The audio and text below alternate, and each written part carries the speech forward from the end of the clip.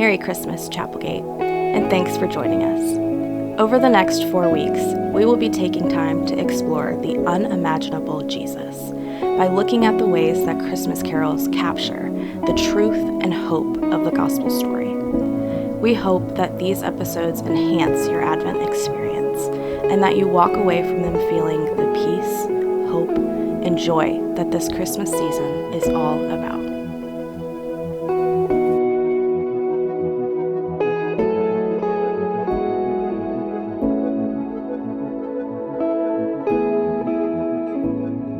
Well, hello and welcome back to week 4 of your Advent journey here on our Chapelgate mini-series. Again, we've been looking at Christmas carols and examining some of the truth and power of the lyrics as it pertains to Christmas in this Advent season. We look forward and long forward for the arrival of Jesus Christ. And again, I'm joined here by Pastor Dan and today by Blanca as well. And the three of us are going to be discussing "O Holy Night." So, Dan, why don't you get us started? What do you love about this song that made you want to talk about it? Yeah, I think, well, we talked previously in one of the previous episodes about how each of the songs that we looked at really kind of lived in this contrast between our experience of darkness in the world and the light that Jesus brings. We started off with O Come, Emmanuel, that really expressed a sense of longing. And then with What Child Is This and O Come All Ye Faithful, both of those had that sort of darkness and light kind of pressed right up against each other. And I feel like we sort of come full circle with O Holy Night, because this song, again, really expresses just a deep longing and waiting that was expressed by O Come, Emmanuel as well. So I feel like it kind of comes full circle, and it makes a lot of sense to hit that theme one more time as we have Christmas just a few days away now. Right. Yeah. The Holy Night, indeed, just a few days away. So why don't you go ahead, Dan, and introduce our guest, and then we'll dive into the Christmas carol together. Yeah, great. Blanca, hello. Great to have you with us. Thank you. Hi. Hi. So Blanca Colon, you have been a member at Chapelgate for a number of years. How long have you been at Chapelgate? Since 1992. 1992. That was I was a freshman in high school that year. Rob, were you even born? Oh, I was born. I was one. I was one. Actually, you know what? I'm wrong. 1990. Oh, no, I wasn't born. That's great. So Blanca, thank you for joining us today. We're really excited to get to hear from you. And I wanted to start off. You are not originally from Maryland. You grew up in Puerto Rico. Is that right? That is correct. And so I'm just curious, for you, what's different in Christmas celebrations between Puerto Rico versus here in Maryland? What are some of the things that you experienced as a child growing up that some of us might not be familiar with? Well, to tell you the truth, my experience celebrating Christmas changed dramatically once I moved to Florida for 4 years and then to Maryland. We have a tradition down in Puerto Rico that our big Christmas dinner is done on Christmas Eve instead of Christmas Day. Christmas Day is for opening presents with the family and spending the time with them. But before that, and including Christmas Eve, we have the big dinners, and that's where we gather with other people. Now, they like to party down there. So they make a party about anything. And I'm not sure if it's still done because I've been away for so long and I haven't spent Christmas in Puerto Rico for over 35 years. But I do remember as a youngster what was called La Parranda, which was a group of people, some taking musical instruments with them, and they would show up by surprise at a family member's house or a friend's house, mostly in the middle of the night, They will stand outside the house singing Christmas songs and carols until the owners of the house would wake up and open the door for them. Once inside the house, yes. Oh my goodness, that's amazing. Once inside the house, they will sing some more, and laugh and talk, and then maybe eat some snacks and have some drinks. And then the family that was being visited would have to come along with them to the next victim's, air quotes, house. So the group got bigger and bigger until the wee hours of the night. So every time you went to a house, those people had to join the group and go to another person's house. So yeah, it was pretty rowdy, but it was fun. That's incredible. I think a lot of people would be way more interested in like doing your traditional Christmas carols if that was the model, right? Hey, let's go over to Dan's house. We're going to sing until he invites us in and gives us food. And then he has to come with us when we go to like Pastor Mike's house and do the same thing. Oh man, that's great, Blanca. Thanks for sharing that. Sure. Yeah, I love that. So I guess I'm assuming that the carols that you're singing are in Spanish. Are they carols that we might be familiar with, like similar tunes, or are there different carols that you sing? We do sing Christmas carols down there, but some are the same after being translated to Spanish, and others are our own with our own Latin flavor. Okay, so yeah. We have both. Yeah. Well, and one of the things Rob shared with us in one of the previous carols was, we're familiar with them in English, but some of them didn't start out as English carols. Some of them started in Germany or France, and so have gone through multiple translations anyway. So that's interesting. So our focus today is on O Holy Night. And the first verse really talks about that sense of longing, that sense of expectancy. But it's a bit dark because it talks about, it says, "Long lay the world in sin and error pining." Bit of flowery language there, but it's really talking about not only the fact that people are trapped in the power of sin, but they're also trapped by the fact that they keep pursuing erroneous ways to get out of sin. They're sort of stuck. They don't see the way out. And sin really has this effect that it just sort of clouds our judgment and our ability to even see a way out of that. And they're just, we're pining, we're looking for something, we're hoping for a way out, but we don't see a way out.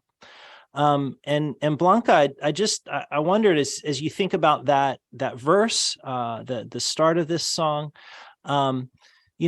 where do you see people around you waiting for some sign of hope that things are going to get better in the world?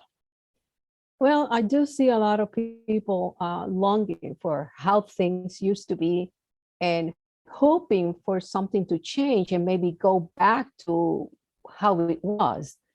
And many look for that change, like you said very well, in different ways and probably the wrong way. Some of them look for political change or drinking or partying, relationships, and I see that pain in people. In my case, I do mourn all the evil going on in this world, but I have a very good understanding of whom I have believed and in whom my hope is. So this gives me the incentive to continue pushing forward in the faith, but not a lot of people have that. Yeah. Blanca, I love how you talked about, some of the things that people look at are, would be things that we would say, hey, that's a good thing to pursue. Like some of the political changes, political solutions seem on the surface like they might help make the world get better. And some of them have. Some of them haven't, obviously. Mhm. But at the same time, those aren't the things that ultimately bring the hope that we're looking for. And I liked what you were saying about sometimes people look backwards, like we want it to be the way it used to be. And I actually think, people in Jesus's day, that was one of the things people were looking to get back to when, Rome wasn't in charge in Jerusalem. And so, but again, I think the hope of Christmas, the hope that Jesus offers, is slightly a different hope. It's looking for things to change in a different way. Exactly. Yeah. The song, the next line, it continues and it says, so the world lay in sin and error pining, and it says, until he appeared and the soul felt its worth. Why do you think the songwriter chose to use that language to speak of the soul feeling its worth? The songwriter, I think that he must have felt the hopelessness that we all feel many times until, you come to terms realizing that he could only find his true worth in Jesus, our Lord. So how important must we be to God to send his son to redeem us regardless of our past and our many sins? And it's overwhelming, and I'm sure it was overwhelming for him as well, for the songwriter. Yeah, I agree completely. I think one of the things that we see often in church is this like we value our own sinfulness. Not that we're not sinful, but we just go straight to this, if I can borrow a term, worm theology. I'm awful. I'm just this wicked, nasty person. I'm not worth anything. And like Scripture cries out in the face of that's a lie. And I love this line, right? The soul felt its worth when? Not until Jesus appeared, because it's in the presence of Jesus. And I realize that he is so perfect and I am so sinful, and yet he gives everything to me, gives it all to me. All the glory of God is in our presence at the foot of the cross and in the manger. And so we go, wow, like Blanca said, God did that for me. Well, I can't be useless, right? I can't be worthless. God would never do that for a worthless creature. No, we are children, and a father does all things for his child. I mean, incredible worth. Amen to that. Yeah, that's good. Blanca, you and I were talking a little bit before we started recording about your family. So you have children, you have grandchildren as well. How many grandchildren do you have? I have 6 grandchildren and 1 great granddaughter. Oh, you have a great granddaughter. Wow. Bisabuela. She's 7 years old. She's going to be 8 in February. That is wonderful. I just wonder, how do you try to show your children, your grandchildren, your great grandchild, the worth that they have? How does, because I know that's something that's really important to you, is communicating that love, sharing that love that you've experienced from Jesus. How do you try to show them the worth that they have? Well, one of the main things I do is listening intently to whatever they choose to talk to me about. It can be something silly. It can be something that I'm not really even interested in, something that is important to them, but not important to me. But I will show the same attention, the same interest, in the same respect, regardless, so that they understand that they're important to me and they have my undivided attention. And I also try to help them in any way I can and as much as I can. That's good. I love that. Rob, as a dad of a young child, I wonder, how do you, as you've kind of navigated that parent world, how do you kind of think about helping your boys understand the worth that they have? And I mean, do you listen to everything they have to say, like Blanca does, or how do you think about that? Well, I could never ever in my life be as good as Blanca, that's for sure. Yeah. I'm not as good a listener.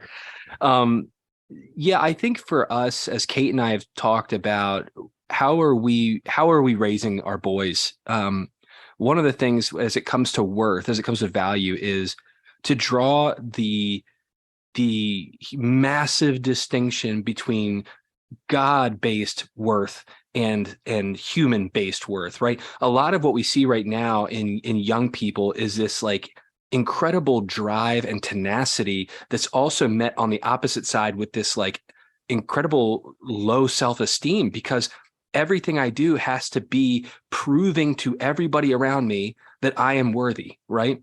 And we see that in our gender ideologies. We see that in our jobs. We see it in our achievements in school. And the truth is, we're all different and we're all created differently. And that's wonderful. But my goodness, to be made in the image of God, right? I mean, talk about worth.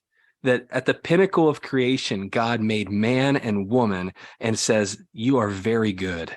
And so for us, like helping Brad and Alex see, just as you are, the fact that you have breath in your lungs, you are of incredible worth. And we love you because of who you are, not what you do. Yeah. It's wonderful. Yeah. And Blanca, what I love about, what you shared about just listening to whatever they had to say, or whatever they have to say, you have to be present to listen. I mean, through technology, you don't have to be physically present, but you have to be present with whoever you're listening to, your grandchildren, your great grandchildren, in order to hear them. And I think that gets back to this reality that the song communicates, is the soul feels its worth when Jesus appears, when God comes to be with humanity. There's something very powerful that we do for anyone by simply being with them. We communicate, you are someone worth being with. Amen. And the power for that really comes from God's, the big theological word is the incarnation. God taking on flesh, becoming a man to be with us. And so we can't hit on that enough. I think it is important also not only to listen, because you can make believe you're listening and you're just thinking something else, but to engage in their conversation, ask questions, so that they know you are paying attention to what they're saying. It is important to you what they're talking to you about. I used to, when my girls were younger, they used to do this thing where they would grab my face. They'd put their hands on each side of my face and like turn it towards them and get right in my face and say, "Dad, are you listening now?"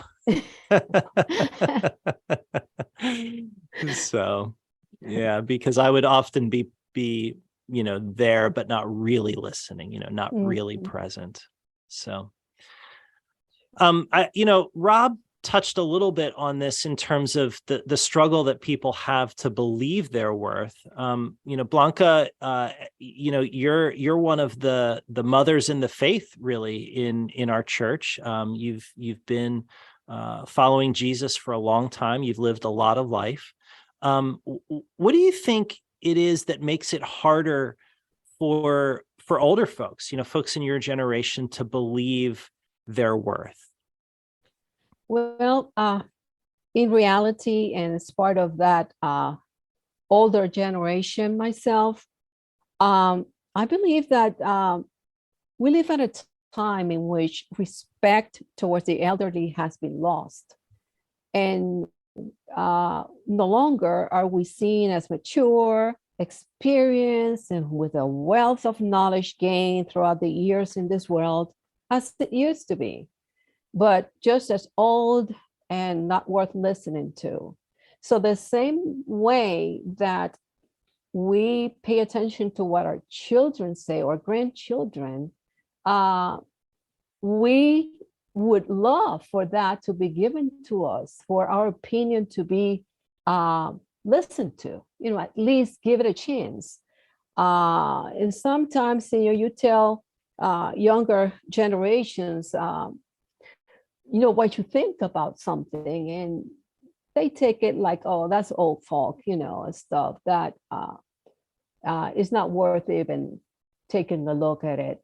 And that's really sad. And so people lose that sense of worth because they feel like they're nobodies. I'm just here taking a spot in this world, and I'm not important to anybody. Yeah, I think wow, thanks for sharing that, Blanca. I think that there's a gift that we all have to give to one another, is that listening and valuing one another's presence. Yeah, I think what you said is great, Blanca. I feel that there is a dismissal. My peers, I see it even, and I'm not talking about my peers at Chapelgate, just, my friends from college and stuff. I can't tell you how many people I've seen where, it's an opportunity like you wouldn't believe. You got this guy, he's been at the company for 30 years, and he comes by and he says, hey, if you ever want to go out to lunch sometime. And it's like, yeah, like you're saying, like the young guy's just like, why would I do that? You're still using a Palm Pilot, it's like, and it's so quickly dismissed. And yet at the same time, like scripture clearly paints a picture that, wisdom is that crown of glory. And, there's a lot to be offered. And I think that's something really that the modern church as a whole kind of misses out on. And I know we're not here to talk church, but I do think there's a level of great truth, and in that truth, great sadness that our younger generation misses out on when we don't have those intergenerational relationships, because maybe we just don't see that actually in Jesus, we're all one giant body. We're one family, regardless of age and stage or even affinity group. Yeah. Mm-hmm. Yeah, that's good. The last thing that I really wanted to ask you, Blanca, was just kind of in light of our conversation about this song, and as you've been thinking about it, if there's anything that you would want to do, like practically speaking, in light of our conversation this week. But before I ask you that, I'm going to ask myself that question, because I just hearing you, I now want to be more conscious of the people that I might not listen to, or that I've been around that I simply haven't taken the time to see and to listen to. So the thing I want to do this week is to look, is there somebody, maybe it's somebody at church, maybe it's somebody in my family, that I have not had the opportunity or not taken the opportunity to listen to, and just to be intentional about listening to them. So that's what I want to do in light of our conversation. I had no idea that's where this was going to go, but I don't know, as you've thought about it, anything you might like to do this week. See what happens when you listen to the older people? Exactly. I'm so glad we had you on today. Well, in my case, Oh Holy Night is one of my very favorite songs. And I enjoy listening to it frequently. So I want to make sure that I always remember and never forget for even a split moment what I have in Jesus and what awaits me in him. Because these days, it's very easy to get depressed and disappointed and always see is gloom and doom, and we think, when is this going to end and all that.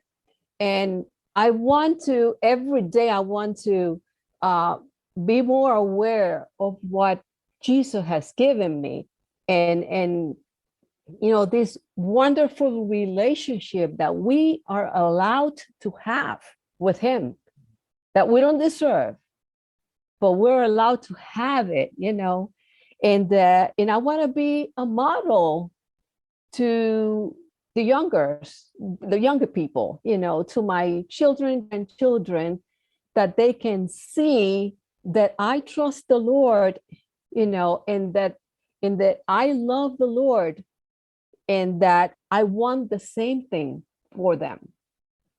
So I think, and this is not just these days, but I want this to become like everyday thing for the rest of my life here, that I will always cherish this, this wonderful salvation.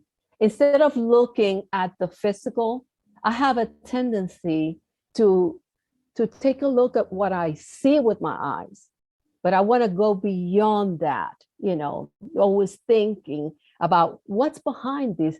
The Lord is always in control. I have nothing to fear.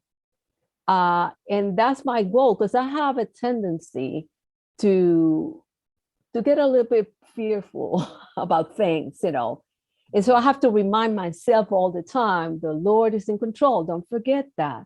He's always in control. He knows what he's doing, and he will never, ever fail you. So when I have situations when I feel like I don't know how to handle this, Lord, what's going to happen from there? I can see beyond what I see right before me, that I can just wait on him. He's given me plenty of examples of situations where I didn't know where to go, what to do. And there he was, opening the door, So I want to keep that in mind from now on for always. That's great. Blanca, thank you so much.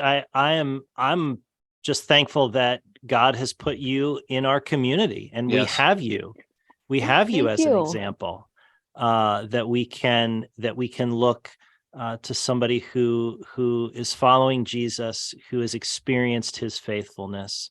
And so you give us a great gift. So thank you, sister. Thank you. It was my pleasure. Yeah. Well, in the true spirit of things, everyone, we know that you're just a couple nights away, I think, from Christmas. So Merry Christmas, Feliz Navidad, and thanks for listening. Feliz Navidad. Same to you all.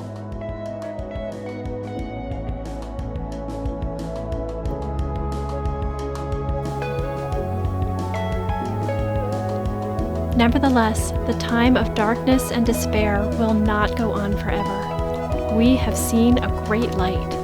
The unimaginable Jesus is here, shining in the darkness, and the darkness has not overcome him. On behalf of everyone here at Chapelgate Church, we hope you have a very Merry Christmas. Thanks for listening.